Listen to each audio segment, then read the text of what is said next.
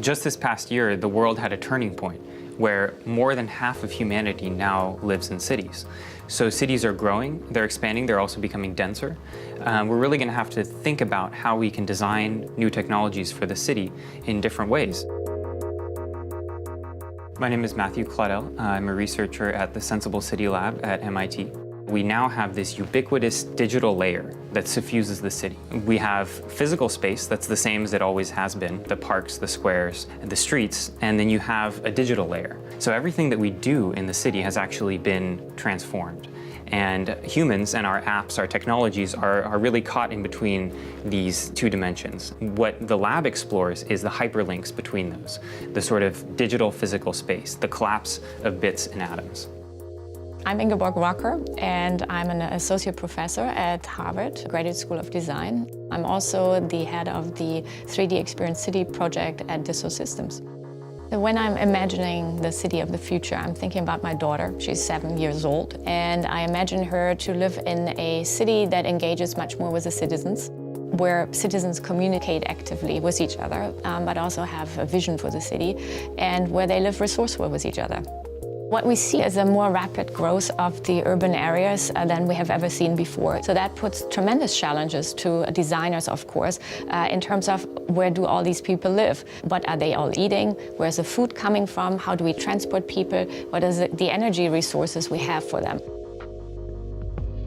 The 3D Experience City project will be a holistic urban model. And what I mean by this is that we're looking at all the systems that constitute the city and their totality, most importantly in their relationships to one another. Infrastructural systems such as energy, water, traffic, maybe more importantly even healthcare, education, communication, and any other system you can think of that affect human life.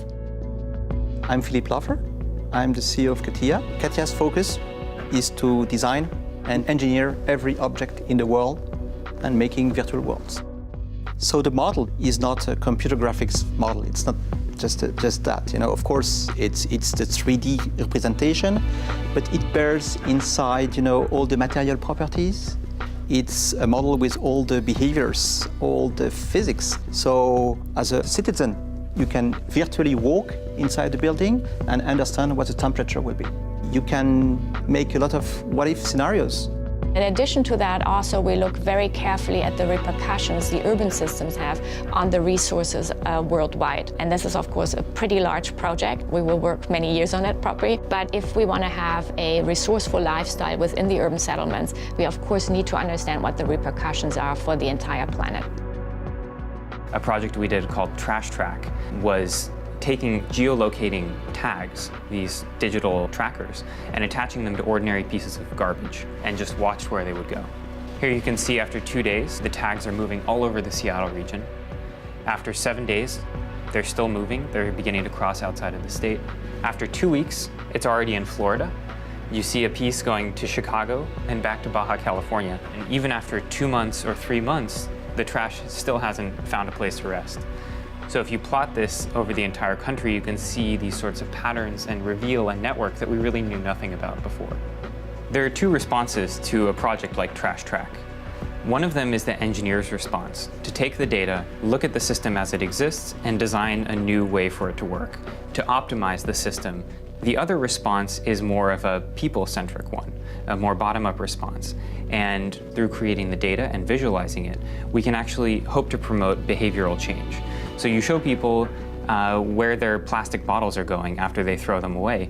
And maybe the next time they're reaching for the trash can, they'll think about where that bottle is going.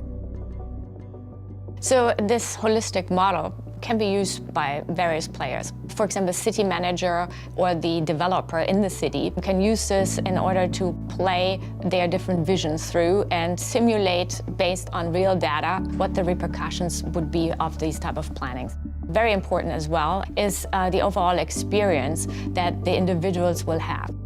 So what is the experience of the citizen? Through the visualization, which I think is a key aspect, data that is usually only abstract to us becomes really tangible.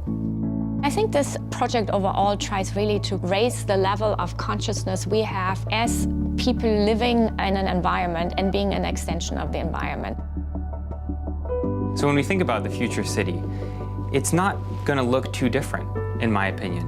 We still need flat spaces to walk on, we need tables, we need places to sleep, we need places to sit. But what's going to change is the way that we use our cities. Now that we have this digital layer, now that we can understand the city in new ways, we can transform the systems that we already have. So this might have implications for energy, it might have implications for food. Across the whole spectrum of urban challenges, we can begin to sense, to actuate, and to transform our urban space.